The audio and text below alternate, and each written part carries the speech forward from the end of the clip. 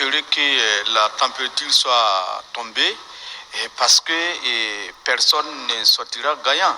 D'autant plus que nous sommes tellement interdépendants qu'il n'y a pas de petit État, il n'y a pas de grand État. Et tant que nos dirigeants, que ce soit au niveau de la CEDEAO comme au niveau de l'AES, nos dirigeants vont raisonner de manière autonome, sans être guidés par une main extérieure, ils ne peuvent que penser comme ça.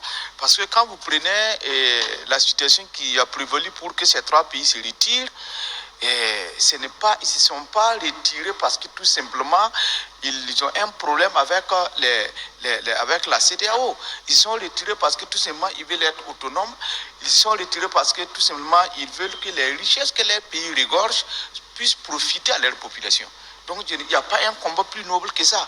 Et même au niveau de la CEDEAO, même ceux qui sont supportés ou bien qui reçoivent les ordres d'ailleurs, dans leur fort intérêt, dans l'intimité de leur conscience, ils savent que le combat engagé par la CEDEAO, par l'AES est un combat noble, un combat qui va restaurer la dignité bafouée de l'homme noir. Donc du coup, je pense qu'après les émotions et les calculs,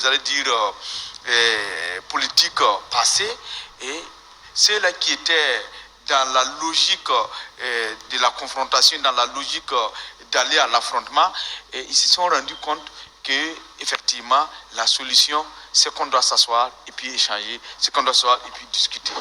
Et l'élément important, que ce soit les pays côtiers, que ce soit les pays d'Israël, nous sommes tellement connectés et interdépendants que, en tout cas, si les Sahéliens sont malades, les Ivoiriens ou bien les Ghanéens ou bien les Togolais, ils ne s'en sortiront pas. Donc, sauf les naïfs qui ne savaient pas ou bien qui ne prévoyaient pas que cela allait arriver.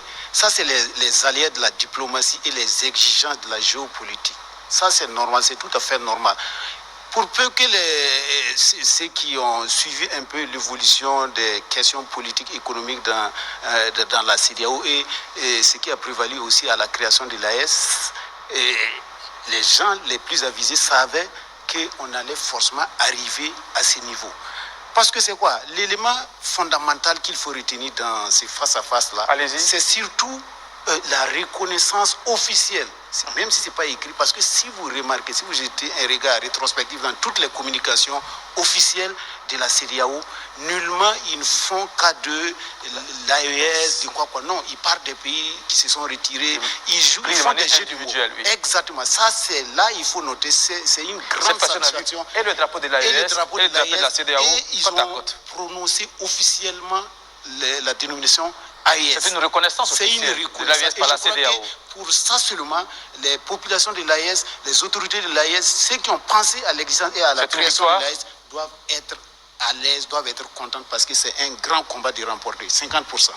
Le deuxième élément, c'est qu'à un certain moment, quand vous suiviez le développement des analystes, ceux qui défendaient la thèse de la CEDEAO et qui mettaient en doute la capacité de survie ou de vie des pays de l'AES, pour eux, il n'était pas question de reconnaître l'AES, il n'était pas question que l'AES fasse long feu.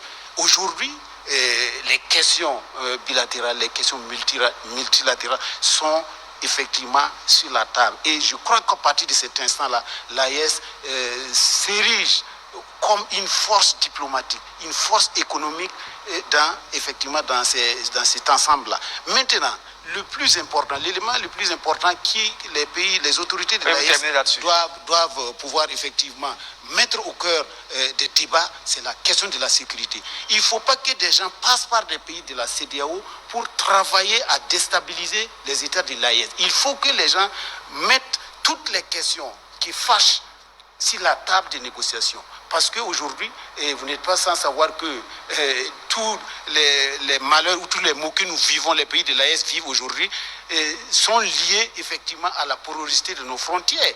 Et les ennemis ou les adversaires de l'AES passent par ces pays-là qui appartiennent toujours à la CEDEAO et pour déstabiliser nos pays. Donc il faut que les gens mettent ces questions qui fâchent là sur la table et que ça soit discuté d'égal à égal, de mano à mano, pour que des décisions courageuses, des décisions durables soient effectivement prises à partir de ces instants-là. Parce qu'aujourd'hui, on n'a pas besoin